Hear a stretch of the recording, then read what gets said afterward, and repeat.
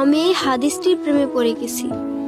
আপনি যখন নীরবে ঘরে বসে কান্না করেন, আল্লাহ তখন ফেরেশতাগণদের উদ্দেশ্য করে বলেন, কোন জিনিস আমার এই বান্দার চোখে পানি আনলো? ফেরেশতাগণ বলেন, আপনার বান্দা সুখে নেই, আপনার বান্দা অনেক দিন হাসেনি।